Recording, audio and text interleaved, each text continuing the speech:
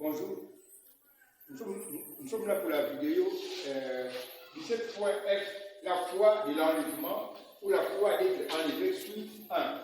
C'est la suite de ce qu'on a vu hier. Un mot de prière, et puis avant de commencer. Dieu bien-aimé, nous te sommes reconnaissants pour cette grâce énorme que tu nous as accordée d'être encore là pour la suite, Père bien-aimé du roi. Aussi, nous t'invitons, comme c'était le cas pour hier, Père bien-aimé, dans tout ce ciel, pour nous aider, Seigneur Jésus, à faire un bon travail, parce que sans toi, on ne fait rien du tout. Merci pour ta grâce envers nous, tes enfants, auxquels tu accordes de bénédictions, Père bien-aimé, parce que nous croyons que tu nous écoutes pour nous accorder plus que ce que nous demandons, au nom du Seigneur Jésus-Christ. Amen. Nous avons commencé à parler hier du dessein de Dieu. Ici, nous rappelons le chemin de Dieu qui est le plan complet de la rédemption. Nous continuons à dire que le chemin de Dieu m'a fait dessiner un schéma qui présente la divinité de Jésus-Christ. Dans ce schéma-là, Dieu présente aussi le plan complet de la rédemption. C'est pourquoi nous avons repris ce schéma ici. C'est ça le chemin, ça c'est le dessin de Dieu. C'est le dessin que Dieu a dessiné à ma place. Il a utilisé ma main pour dessiner ce dessin de Dieu. On peut appeler ceci dessin de Dieu ou bien chemin de Dieu, c'est pareil, c'est la même chose. L'essentiel, c'est de montrer seulement ce qu'il y a au juste dans ce chemin. C'est le plan complet de la rédemption. Nous avons vu que les deux d'union sont unis, Jésus et Christ. Cette union-là est en mouvement, dans une très grande vitesse, à tel point que cette union peut s'ouvrir et revenir à sa place. Quand maintenant le trait d'union s'ouvre, le nom de Jésus qui fait comme une maison, le trésor s'ouvre. C'est à ce moment-là que Dieu présente maintenant sa divinité. Dieu nous prenait dans le cas ici, dans le cas où le trait d'union est ouvert, le chemin qui montre qui est réellement Jésus-Christ. Nous voyons aussi, dans ce chemin ici, que Jésus, c'est lui qui suit. Jésus, c'est lui qui suit. Tu avais raconté Moïse au buisson ardent. Son véritable nom, en réalité, c'est Jésus-Christ, quand nous avons le trait ici.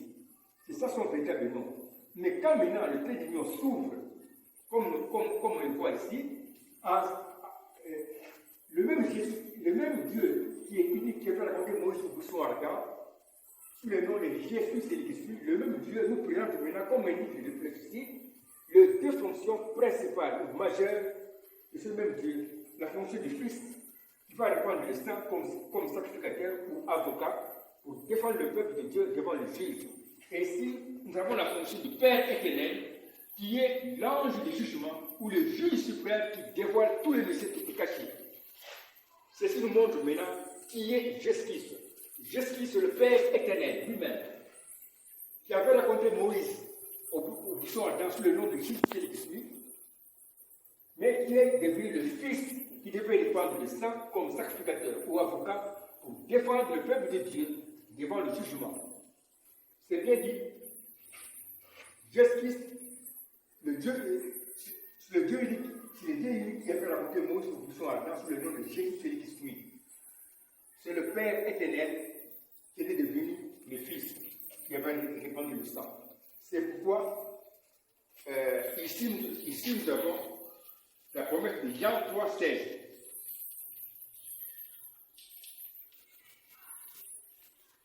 Jean 3,16 nous dit ceci.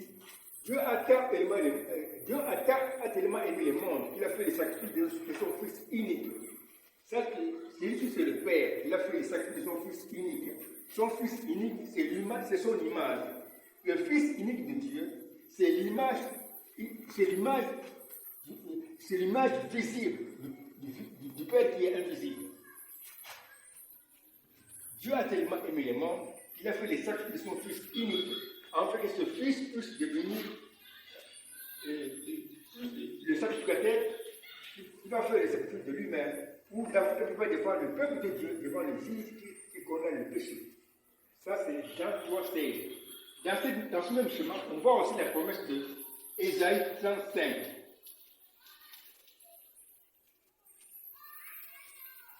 Ésaïe 35 dit ceci à partir du verset 4. Votre Dieu viendra lui-même et vous sauvera. Alors maintenant, Ésaïe annonce les signes qui vont présenter le Messie. Il va ouvrir les yeux des aveugles, il va guérir le paralytique, il va guérir le muet. C'est-à-dire, le même Dieu qui est ici, qui avait fait la promesse, quand il viendra sous la forme de son Fils, il va maintenant accomplir Ésaïe 35, 4. Quelqu'un avait posé la question à Jésus. Puis, Père, Seigneur, montre-nous le Père, et cela nous suffit. Le Seigneur lui a dit, oh, Philippe, depuis longtemps que je suis avec vous, tu ne m'as jamais connu, Philippe. Pourquoi demandes-tu encore, montre-nous le Père? N'est-ce pas que moi, le Fils, je suis dans le Père, je suis dans le Père, et le Père est en moi? Il voulait seulement dire ceci, que le Fils et le Père éternel sont un, une seule et même personne. C'est le même Jésus, celui qui avait rencontré Moïse au buisson ardent. Alors le Seigneur a ajouté, je suis le chemin, la vérité et la vie. Nul ne peut arriver au Père sans passer par moi. Voici le chemin. La vérité est que Jésus le Fils qui avait répandu le sang, qui va répandre le sang, c'est Jésus celui qui avait rencontré Moïse au buisson ardent. C'est le Père éternel. Pour arriver au Père éternel, il faut passer par Jésus-Christ. Celui qui va passer par Jésus-Christ va arriver jusqu'au Père éternel. Il est passé Jésus-Christ sur le chemin. Ça, c'est Jean 14, 6. Nous avons vu aussi l'ancien chemin ici de Dieu, la verset de Dieu. Dieu nous présente aussi le plan complet de la rédemption. C'est-à-dire, quand c'est le nom de Jésus qui s'ouvre, alors que nous avons maintenant le plan complet de la rédemption. Dans ce plan-là, nous avons la première vue du Messie. À gauche, ça c'est la première vue du Messie. Cette partie ici, qui a été par la flèche, comme l'indique la flèche ici, nous présente la première vue du Messie. Le Messie a sa première venue, c'est le Fils qui va répandre le sang comme un sacrificateur qui va faire les sacrifices de lui-même. Pour être l'avocat qui va défendre le peuple de Dieu, devant le juge qui connaît le péché. Mais ici, nous avons la seconde venue de Jésus. Comme l'indique la flèche, ici, nous avons la deuxième venue du Messie. Le même Messie Jésus, dans sa seconde venue, il sera Christ, le Père éternel, c'est-à-dire l'ange de jugement, ou le juge suprême qui viendra dévoiler tous les mystères qui étaient cachés. C'est ce qu'on avait dit hier. Maintenant, on va continuer la suite. Moi, je suis un écrivain qui écrit sous l'inspiration de celui qui existe par lui-même, qui s'appelle Jésus-Christ. C'est pourquoi je vais lire ce qu'il m'a fait écrire, ce qu'il m'a dicté. Bon. Maintenant, je relis. Je reviens comme le Père éternel, comme c'est marqué ici. Christ, dans sa seconde venue, revient comme le Père éternel. Je reviens comme le Père éternel, c'est-à-dire comme l'ange de jugement, c'est marqué ici, comme l'ange de jugement ou le juge suprême qui a un message de jugement qui dévoile tous les mystères qui étaient cachés. Nous avons vu cette promesse dans la vision d'Ézéchiel 4, qui dit ceci. On a vu ça dans la vision d'Ézéchiel. Nous avons dit que Christ, dans la seconde venue, selon le dessein de Dieu, Christ, dans sa deuxième venue, revient comme le Père éternel, qui est l'ange de jugement, ou le juge suprême qui va dévoiler tous les mystères qui étaient cachés dans sa Bible et aussi dans sa pensée. Comme ce chemin ici de Dieu était un mystère qui était caché dans sa pensée. Mais quand Christ revient dans sa seconde venue, il dévoile tous les mystères qui étaient dans sa pensée, comme ce chemin ici. Ce chemin ici était un mystère qui était caché dans sa pensée, que nous connaissons maintenant aujourd'hui. Quand Christ revient, il vient pour dévoiler tous les mystères qui étaient cachés. Je lis ça ici, je lis ici. Je reviens comme le Père éternel, c'est-à-dire comme l'ange de jugement, ou le juge suprême qui a un message de jugement qui dévoile tous les mystères qui étaient cachés. Nous avons vu cette promesse dans la vision d'Ézéchiel 4, qui dit ceci. Je veux dire, Ézéchiel dit ceci. Je regardais, et voici, il vint du septentrion un vent impétueux, une grosse nuée, une gerbe de feu qui répandait de tous les côtés une lumière éclatante centre de laquelle brillait comme de l'airain poli, portant du feu au milieu. Souligne-moi ceci. Alors, juste le texte d'Esther 1:4, la grosse nuée, la gerbe de feu, la lumière éclatante et aussi l'airain poli. Nous avons ici quatre choses qui sont différentes.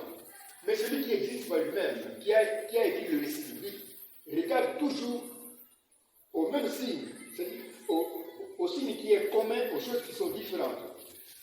Les choses ici, les quatre choses ici sont bien différentes, c'est vrai, mais ont un signe qui est commun, qui les rassemble, qui les unit. C'est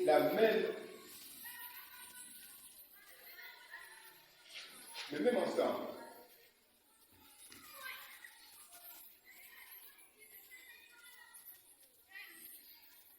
Le même ensemble, c'est ça? Le même ensemble.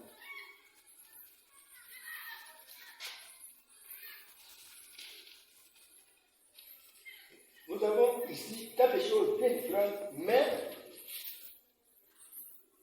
qui ont un signe commun qui les unit dans un chemin de prophétie. Le même verset 4, ou bien aussi le même ensemble, ou le même verset 4.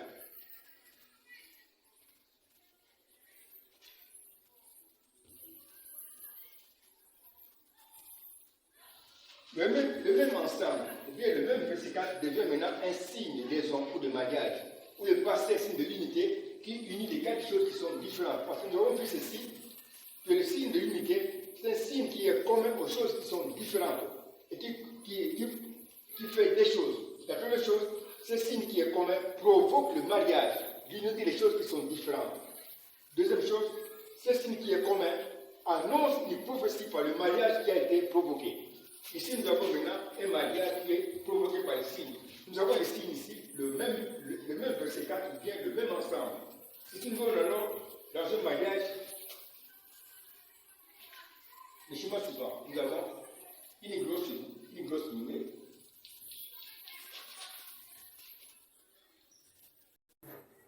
Nous avons vu que l'état des choses ici, la grosse nuée, la gerbe de feu et une lumière éclatante et l'air poli, ce sont quatre choses qui sont différentes, mais qui ont un signe qui est commun qui les unit. C'est le même verset 4, bien le même ensemble. Le même verset 4 est devenu maintenant un signe de liaison qui peut provoquer le mariage de ces quatre choses qui sont différentes dans un mariage spirituel qui montre ici un chemin de prophétie. Nous avons trouvé ici un chemin de prophétie qui nous annonce ici la seconde venue du Messie. Christ qui va revenir sous la forme d'un nouveau Jésus. Je vais lire ce qu'on m'a dit. Nous avons ici un chemin de promesses qui nous annonce la venue du Messie sous la forme d'un nouveau. Or, il y a la promesse du retour de Christ que je suis sous la forme de la nouée, qui va enlever l'épouse dans Acte 1, 9 à 11. Dans Acte 1, 9 à 11, il y a là-dedans la promesse de la venue du Seigneur sous la forme des nouées. Je vais lire ça. Après avoir dit cela, c'est le Christ qui avait parlé à ses disciples avant son départ, avant d'être enlevé. Après avoir dit cela, il fut élevé pendant qu'il les regardait. Et une nuée, souligne-moi ça, et une nuée le déroba à leurs yeux. Venu, verset 10, et comme ils avaient les regards fixés vers le ciel, pendant qu'ils s'en allaient, voici deux hommes vêtus de blanc leur apparirent. Verset 11, et dit, Hommes Galiléens, pourquoi vous arrêtez-vous à regarder au ciel? C'est Jésus qui a été enlevé au ciel du milieu de vous, viendra de la même manière que vous l'avez vu allant au ciel. Je reviens donc, je continue à lire, je reviens donc mon chéri 4 bâtonnets, sous la forme de la nuée qui a été photographiée par la science. Je reviens donc comme l'ange du Seigneur ou l'ange du jugement qui est le juge suprême qui va comme juge, dévoiler tous les mystères cachés, même par la bouche d'un prophète élu qui sera le dernier prophète de l'Église des nations. Je continue. J'ai promis ceci dans le dessein de Dieu, qui est l'ouverture de mon nom Jésus-Christ par le trait d'union. C'est ce qu'on peut voir aussi. Le trait d'union ici était fermé, mais quand maintenant le trait d'union s'ouvre, c'est alors maintenant que Dieu a promis la seconde venue du Messie. Et la première venue du Messie. Dans sa seconde venue, il a promis qu'il va revenir, Christ va revenir en tant que Père éternel, ou l'ange de jugement, ou le juge suprême qui va dévoiler tous les mystères cachés. C'est pourquoi il dit ceci. J'ai promis ceci dans le dessein de Dieu. Dans le dessein ici. Ça, c'est le dessein de Dieu qui m'a donné lui-même. J'ai promis ceci dans le dessein de Dieu et qui est l'ouverture de mon nom Jésus-Christ par le trait d'union. Ça, c'est le dessein de Dieu. Il y a tout simplement l'ouverture du nom de Jésus-Christ par le trait d'union. Ça, c'est le trait d'union qui était d'abord ici. On continue. Retiens alors bien ce que je te fais. Retiens donc bien ce que je t'ai dit dans le dessin que je fais pour toi qui dessines. Dans le chemin de mon nom Jésus-Christ, nous voyons bien que le même Jésus, celui qui suit, qui est le Dieu unique et l'unique personne qui avait raconté Moïse au buisson ardent, le même Jésus, celui qui suit, présente son véritable nom de Jésus-Christ. Quand le trait d'union est ici, quand le trait d'union se trouve ici, cela nous montre que le même Dieu unique qui avait raconté Moïse au buisson ardent, sous le nom de Jésus, celui qui suit, le même Dieu ici nous présente, comme les deux flèches, son véritable nom. Son véritable nom, c'est Jésus-Christ. Mais quand maintenant le trait d'union s'ouvre et arrive dans cette position ici, c'est alors que le nom de Jésus qui s'ouvre. C'est alors maintenant que le même Dieu unique, Jésus celui qui suit, qui avait raconté Moïse au buisson ardent, nous présente maintenant ces deux fonctions principales ou majeures. Parmi ces trois fonctions, la fonction du Fils qui va répandre le sang et la fonction du Père éternel qui est le juge suprême. Je continue à lire, j'ai dit ceci. Le même Jésus celui qui suit, qui est le Dieu unique et l'unique personne qui avait raconté Moïse au buisson ardent, le même Jésus celui qui suit, présente mon véritable nom qui est Jésus-Christ. Comme l'indique les deux flèches, et pas Jéhovah. Le véritable nom de Jésus celui qui suit, ce n'est pas Jéhovah, mais Jésus-Christ. C'est-à-dire, quand maintenant le trait d'union ici se place à ce niveau ici, c'est alors maintenant que le Dieu qui avait raconté Moïse au buisson ardent nous présente maintenant son véritable nom, qui est tout simplement Jésus-Christ. Mais quand maintenant le trait d'union s'ouvre et prend cette position, c'est alors maintenant que le même Dieu unique qui avait raconté Moïse au buisson ardent, sous le nom de Jésus celui qui suit, nous présente, comme l'indique les deux flèches ici, les deux fonctions principales ou majeures, la fonction du Fils et la fonction du Père éternel.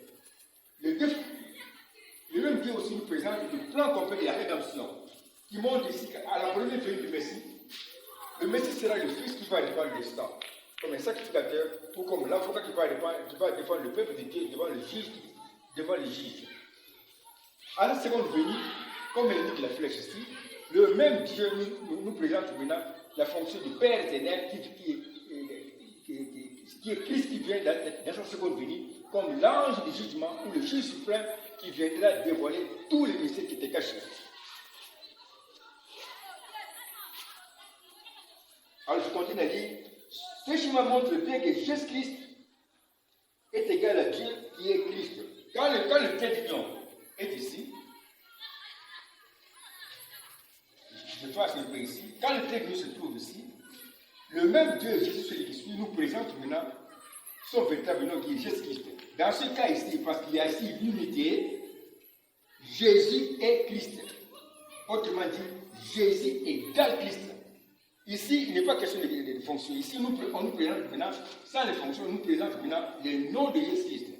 Jésus est Christ. Jésus égale Dieu qui est Christ. Dans ce cas ici, parce qu'il y a l'unité. Mais quand maintenant, le trait d'union s'ouvre, parce que le trait d'union est en mouvement. Quand il s'ouvre et prend cette position ici, Dans ce cas ici, Jésus n'est plus égal à Christ parce qu'il n'y a plus d'unité ici. Le même Dieu, Jésus, celui qui suit, nous présente maintenant, dans ce cas ici, ces deux fonctions principales ou majeures, la fonction du Fils et la fonction du Père éternel. Jésus maintenant devient inférieur à Christ qui est Dieu. Pourquoi? Parce que ici, Jésus est maintenant dans le rôle d'avocat. Puisque l'avocat est inférieur au juge, alors Jésus maintenant devient inférieur au juge pour bien jouer son rôle d'avocat. Or, Jésus a aussi la plénitude de la divinité. Ça, c'est la plénitude de la divinité. L'avocat a la plénitude de la divinité.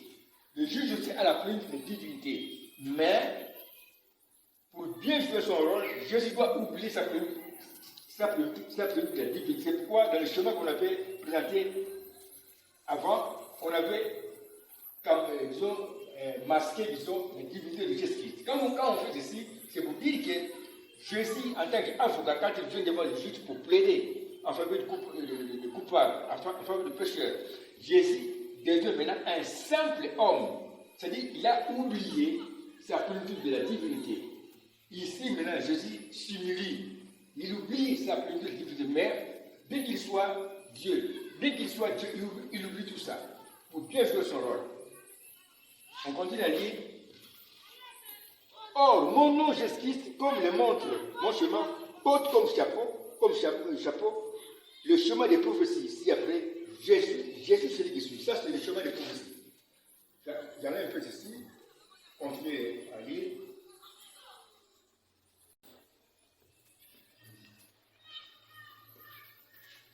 On rappelle ce qu'on avait vu avant. Or, nous avons aussi le chemin des prophéties qui montre l'unité de Jésus et de celui qui suit. C'est comme nous avons placé ici entre parenthèses, ici de l'unité, même suit, juste à la fin. Ici nous avons suivi, là-bas aussi nous avons suivi à la fin. Il continue. Or, celui qui porte quelque chose peut être représenté par ce qu'il porte. Le jouet qui porte le numéro 10 peut être représenté par 10. Il est identifié à 10. De même, mon nom Jésus-Christ qui porte un chemin de prophétie est donc une prophétie. C'est la prophétie Jésus-Christ. J'ai dit ça ici. On a vu que le nom de Jésus, parce qu'il porte un chapeau de prophétie, est donc une prophétie. Le nom de Jésus-Christ, c'est la prophétie Jésus-Christ. C'est une prophétie. C'est la merveille ici, numéro 1. Le nom de Jésus-Christ, c'est une prophétie. On s'arrête ici. On va continuer demain. On s'arrête ici pour ne pas continuer parce que nous avons déjà ici à peu près 23 minutes. Pour une prochaine vidéo, les cours titulés, comme nous sommes arrivés à 23 minutes, bon, on s'arrête ici. On va continuer avec la vidéo 17.f. La foi d'enlèvement suite 2. Un mot de prière pour terminer. Dieu bien-aimé, merci pour ta conduite, Seigneur Jésus. Tu as accompli ta parole disant, Père bien-aimé du bois, les pas de Jésus sont conduits par l'Éternel. Merci de nous avoir conduits jusqu'ici, Père bien-aimé. Nous te confions aussi la suite. Au nom de Jésus-Christ. Amen. Amen.